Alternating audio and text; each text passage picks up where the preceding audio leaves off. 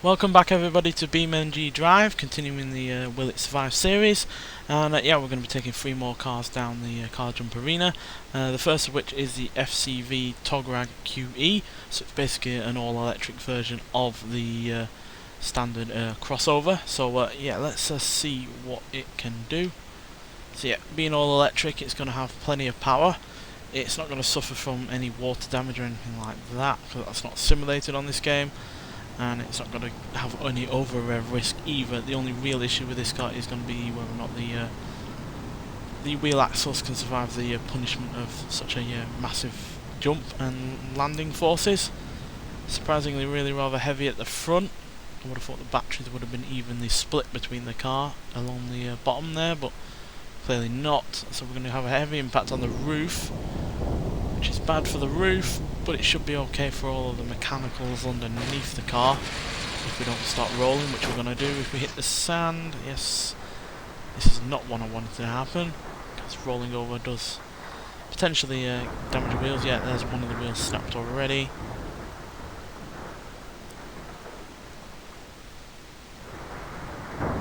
If we hit the wall as well, that's going to be equally as damaging. There goes a wheel in the rear. It's bent. Luckily it doesn't look like it's broken. But we're not slowing down really. Another heavy impact there. All sorts of body parts are falling off. I'm actually going to slip behind the wall. This is the first time this has happened. Impact that column. Yeah, slicing off the bonnet.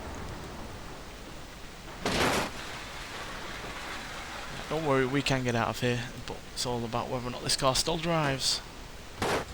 That's taken a heavy old impact, but that seems to still be working. It's crabbing, because the wheels are all at different angles, but we're easily able to get to some kind of mile an hour. Just not able to get over this barrier is all, but yeah, we survived that easily. It's just a case of where we've landed that has stopped us really from being able to drive any further. Yeah, that bumper has come under it. Oh dear. There we go.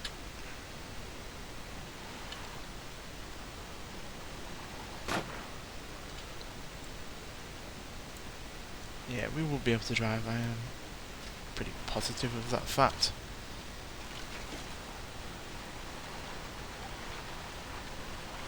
Obviously we're not doing 73, that's just a wheel spin, but we are still clearly doing a good 20 mile an hour release there. Yeah, that's easily 20 mile an hour now. So yeah, there we go. Electric car has come out for the win. So let's see if a more traditional kind of car can do just as well there. So let's see what we've got to choose from. I think a Grand Marshal. We have yet to take one of these out. And we'll go for the taxi cab version. It's a bit of an ordinary car, but it's got some stuff to fall off, so it's all good. But the Grand Marshals are typically very, very tough. But as is per usual with cars on this series, it all comes down to those wheel axles at the front, because it's all well and good saving the drive line and the rear end, but if we can't steer, then we can't obviously keep the control under enough. Keep the car under control enough to at least see if it can still move properly. So yeah. So, look at that. Surprisingly, the sign has stayed on there, but that wheel has buckled severely. We are now sliding. Is it going to dig into the sand? Luckily not. Impacting another wall.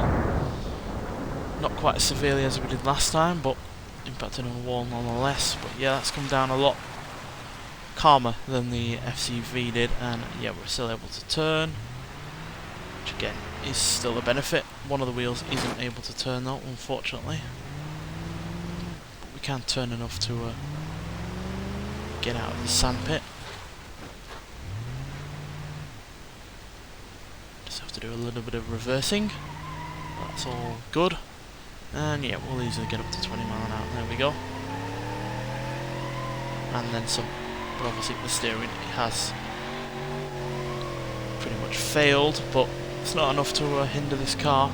It's still going. Like I said, the Grand Marshals are very, very tough cars.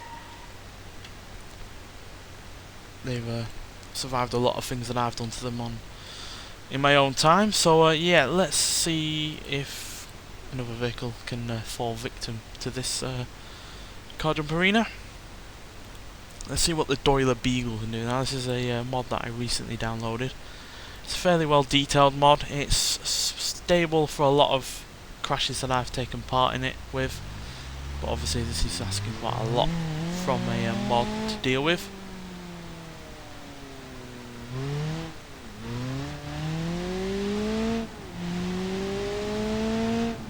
Yeah, it's basically a classic UK kind of car.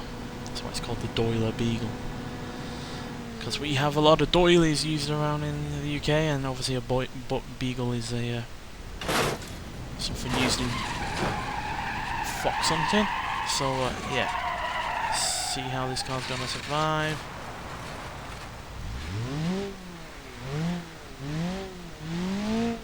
It's not going to survive. The driveline has died. I didn't see that warning come up, so yeah, that's not very good. So let's see if we can try it again.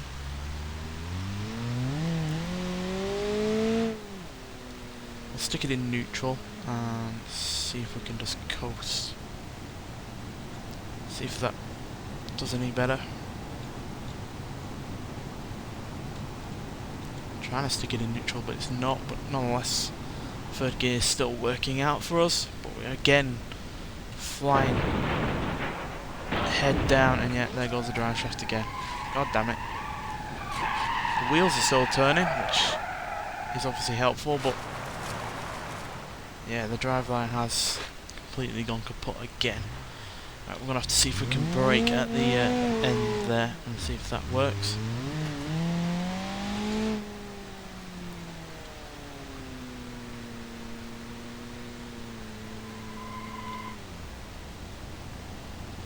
Stick it in neutral this time, let it coast. And then we'll give a dab of braking just before we leave the ramp. Please work, this car's got to survive, surely. Oh no, it's spearing off to the right, that's not good.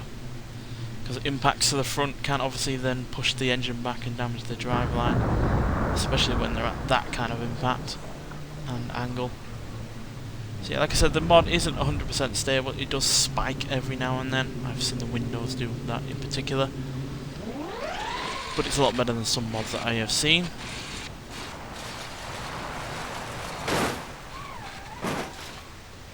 Is it gonna work still?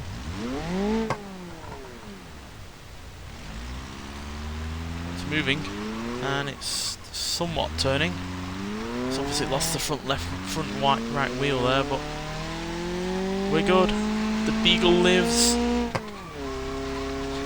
which is surprising given that half the front of the car has vanished. But yeah, that all-important driveline there is really the Achilles heel of this car. Because it survived the first two crashes fairly well, it was only really the driveline that let this car down. But there we go. 3 cars successfully surviving the car jump arena there. 2 better than this one, but this one still eventually came out on top. Just took 3 goes to do it. But yeah, nonetheless, thanks for watching, and I'll see you in the next one. Bye.